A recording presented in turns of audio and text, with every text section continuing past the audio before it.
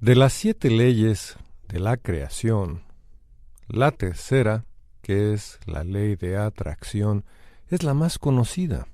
¿Por qué es la más conocida? Bueno, es a la que más se le ha dado difusión. Esta ley se basa en el principio de que lo semejante atrae lo semejante. ¿Qué significa esto? Significa que todo lo que existe y que tiene una vibración semejante, idéntica, afín, parecida, simple y sencillamente se agrupa, se atrae, tiene una característica que le es afín. Tú ya has conocido y has escuchado mucho esa frase de que Dios los crea y ellos se juntan. ¿Qué significa esto? Significa que todo lo que tiene una característica, una esencia que es similar, finalmente, por este principio, por esta ley, se atraerá. ¿Cómo puedes entender mejor este principio y esta ley? Si recuerdas, en una ocasión hicimos un ejemplo de que en un vaso de vidrio, de preferencia, tú pusieras un poco de agua, como a la mitad o 3/4 partes, y también pusieras un puñado de tierra. Al tapar el vaso y al agitarlo vigorosamente, tú verías en un principio cómo la mezcla pareciera homogénea. ¿Por qué? Por este principio de agitación, por este esfuerzo que se hace, y de alguna manera las partículas, al estar en movimiento, pareciera que forman una sustancia homogénea.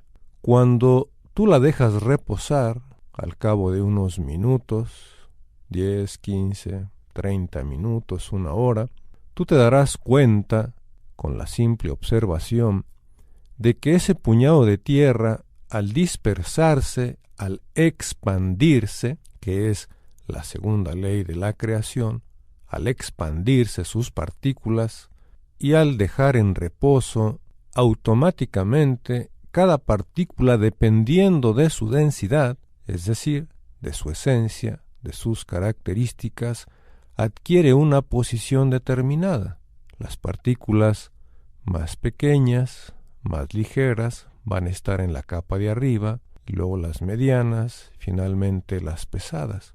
Tú, de manera visual, puedes identificar con claridad la densidad de cada una de estas partículas por capas. ¿Esto qué significa? Significa precisamente que por esta ley de la atracción, todas las partículas que en el puñado original estaban dispersas, estaban unas en un lado, otras en otro, todas las partículas por su característica, por su densidad, se atraen unas a otras, y de esta manera tú puedes visualizar con este ejemplo esta tercera ley de la creación, que es la ley de la atracción.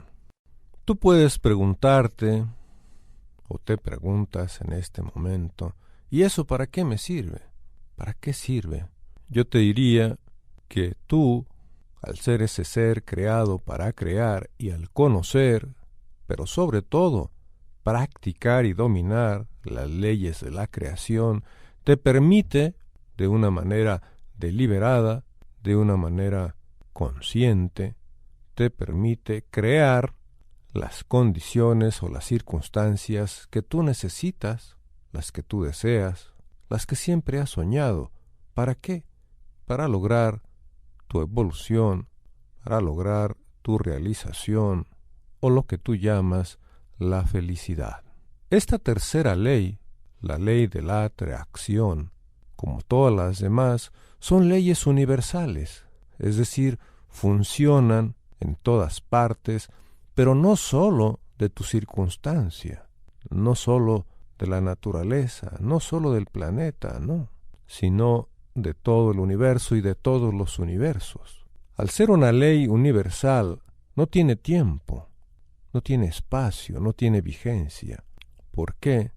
Porque simple y sencillamente no es como una ley humana que se decreta y que tiene una vigencia y que luego se modifica. No, las leyes universales tienen como característica funcionar todo el tiempo, todos los tiempos, en todos los espacios. Tú mismo eres producto de estas leyes de la creación.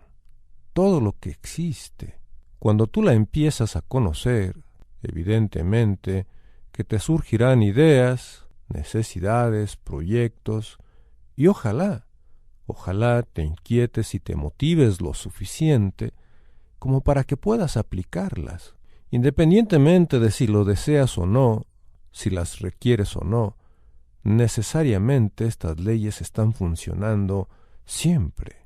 La pregunta es que si están funcionando siempre, porque son leyes universales, te decía, ¿por qué no probar, por qué no experimentar de manera deliberada para que puedas, precisamente por esa gran maravilla de lo que tú eres, puedas, con plena conciencia, generar tu propio desarrollo? Esta ley, esta tercera ley de la atracción, permite que todo, absolutamente todo lo que es afín, se atraiga y forme un cuerpo, un segmento, algo que te permita a ti poder identificar o reconocer y sobre todo usar para tus propios trabajos, para tu propia vida. ¿Cómo entender mejor esta ley? ¿Cómo entender su funcionamiento? Es simple. Si volvemos al ejemplo del puñado de tierra en el vaso de agua, cada partícula, aunque es microscópica, es decir, que no se ven, de lo que compone la tierra, tiene una característica. Es como, por ejemplo, si en un pueblo, en una ciudad, en la que hay sus habitantes de todas las edades, y ahí están revueltos, como tú dices, unos con otros, unos de diferentes edades, conviviendo y compartiendo su vida con otros, los bebés, los niños, los jóvenes, los adultos, los ancianos, sus mascotas, etc. Y ahí están en esa comunidad, aparentemente en desorden. Si tú haces un llamado a todos y los alineas de acuerdo a su edad, se formarán diferentes grupos. Los recién nacidos de un lado, los niños en otro, los adolescentes en otro, los jóvenes, los mayores, los adultos mayores, los ancianos. Es decir, la propia característica de cada uno, en este caso su edad cronológica, su edad biológica, porque este es el ejemplo, permitirá que todos los que tienen la misma edad, todos los que pertenecen al mismo grupo, estén precisamente agrupados, atraídos. Si tú empiezas a observar esto, tendrás una explicación de por qué te sucede lo que te sucede. ¿Por qué tienes lo que tienes? Incluso, ¿por qué haces lo que haces? Si vas más a fondo, en una interiorización profunda, en una observación más atenta, te darás cuenta que también sientes lo que sientes por esta ley, por este principio. Si tú tienes una actitud alegre, atraerás otros sentimientos afines a la alegría, como cuáles, bueno, pues un buen estado de ánimo, un optimismo, un entusiasmo, un vigor, mucho impulso, mucha espontaneidad. ¿Por qué? Porque tu actitud genera una influencia y esta influencia atrae dentro de tu propio banco de sentimientos los que son afines.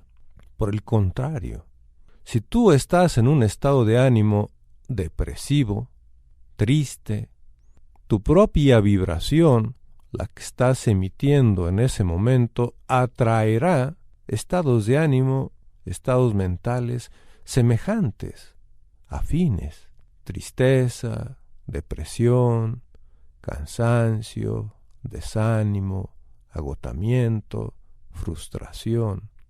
Como puedes observar, esta tercera ley, la ley de la atracción, es muy importante, porque conociendo tú cómo funciona, puedes de una manera deliberada generar no solo los estados de ánimo, no, sino las circunstancias que tú necesitas. ¿Cómo generar un estado de ánimo? Esa es una buena pregunta y la respuesta la veremos a continuación.